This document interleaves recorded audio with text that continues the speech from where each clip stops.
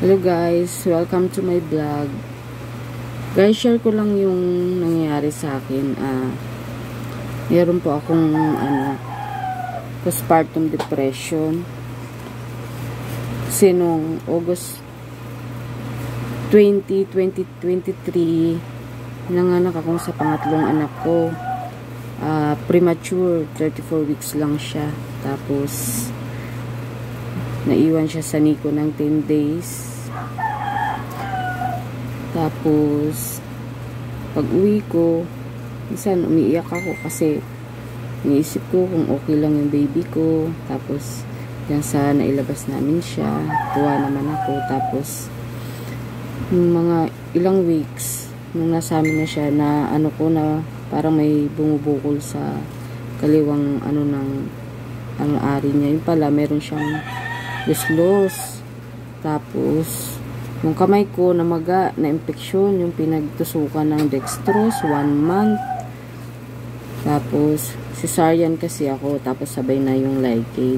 Tapos yung nanay ko pabalik-balik sa ospital kasi inoperahan siya sa matres, lagi siyang nagdudugo. Tapos siguro nasobrahan ako ng kakaisip. Tapos nararamdaman ko parang wala na akong gano'ng kumain. Tapos wala nang lasa yung mga kinakain ko. Tapos bumalik ako ng, hindi ko siya inano kasi parang iniisip ko pa wala lang. Tapos pag nagkakasakit yung anak ko, pag pinapacheck up ko, hindi ko pinapainom yung gamot kasi natatakot ako baka magkaroon ng side effect. Tapos November 21, bumalik ako sa trabaho ko. Doon ko na hindi na talaga ako kumakain. Walang lasa lahat ng kinakain ko. Tapos iyak na ako ng iyak. Tapos yun na, minsan madalas na akong hindi pumasok kasi parang iba na yung nararamdaman ko. Tapos medyo natagalan pa bago ako nakapagpatingin sa doktor dahil wala akong pera. December ako nakapagpatingin sa doktor. Tapos yun na, sabi sa akin na postpartum depression. Tapos niresitahan ako ng antidepressant. Tapos ngayon magto 2 months na akong umiinom. Hindi ko kasi kung paano ko malalaman kung okay na talaga ako. Kasi parang hindi pa rin naman bumalik sa dati. Pero nung December, halos hindi na ako makausap nung anak ko at mga anak ko tsaka ng asawa ko. Tapos nung uminom na ako ng antidepressant, mga ilang linggo, yun medyo nakakausap na nila ako. Tapos ngayon nga kasi pang 2 months ko nang umiinom ng antidepressant, hindi ko maano kung paano ko ba kung okay na ba ako. Tapos ito, lagi kong routine, matutulog ako ng 8:30 or 9, tapos magigising ako lagi ng 1, 2 or 3 AM. Tapos hindi na ako makakatulog hanggang gabi na ulit yun, hanggang 8 na ulit ako, 8:30 na ulit ako matutulog. Ito, mag-aalaga ako ng anak ko. Maghapon, hindi na ako nakabalik sa trabaho ko.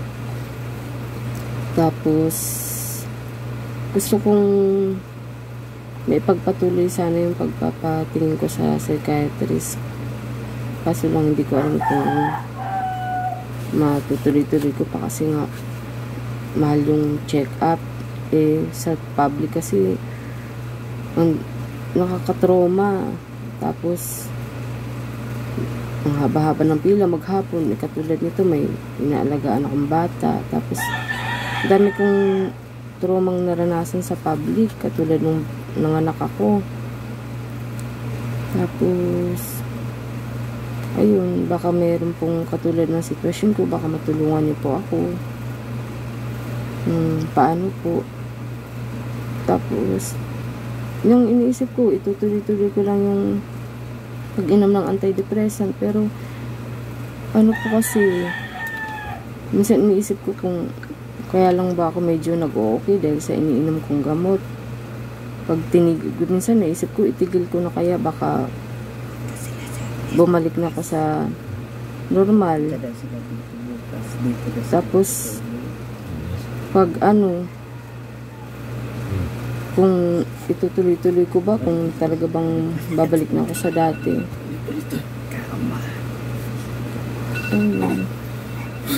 Thank you guys.